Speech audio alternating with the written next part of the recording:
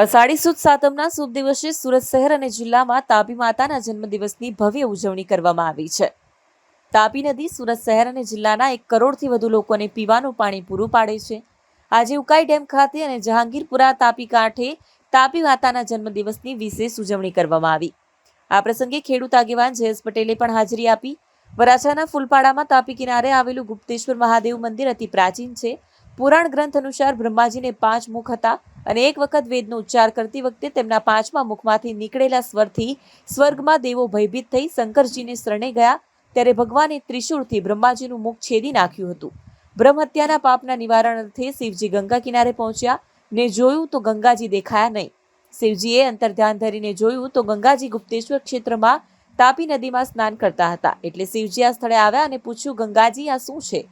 ત્યારે ગંગાજી બોલ્યા, હે સ્વામી, સંસારના સર્વજન મારા પવિત્ર જળમાં સ્નાન કરે છે અને તેમને હું નિષ્પાપ કરું છું ત્યારે હું અશાંત થઈ જાઉં છું અને તે સમયે મને શાંતિ મળે તે માટે હું સૂર્યપુત્રી તાપી નદીના પવિત્ર જળમાં સ્નાન કરવા માટે ગુપ્તેશ્વર ક્ષેત્રમાં આવું છું. એમ કહીને ગંગાજી ત્યાંથી ગુપ્ત થઈ ગયા હતા. કહેવાય છે કે ત્યારથી અહીં ગુપ્ત ગંગા વહી રહી છે. તેથી શિવજીએ પણ તાપી નદીમાં સ્નાન કર્યું અને બ્રહ્મ હત્યાના પાપનું નિવારણ કર્યું હતું. જયેશ દલાલ, ખેડૂત આગેવાન. તાપી માતાનો આજે જન્મદિવસ છે. સમગ્ર દક્ષિણ ગુજરાતના ખેડૂતો આજે એમનો જન્મદિવસ ખૂબ જ ભાવનાથી, હૃદયથી ઉજવી રહ્યા છે.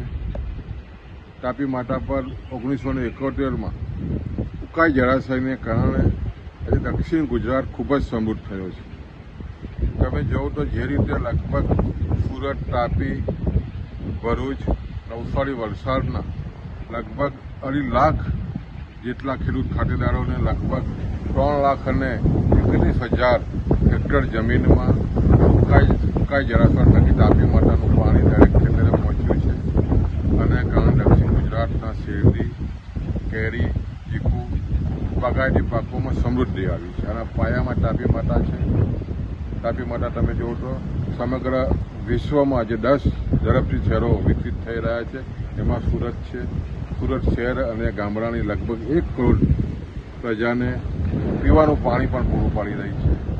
તાપી માતાનો જન્મદિવસ આજે અમે તમામ દક્ષિણ ગુજરાતના ખેડૂતો આજે સમૃદ્ધ થયા છે અને પાયામાં તાપી માતા છે એમને યાદ કરીને આજે ઉજવી રહ્યા છે.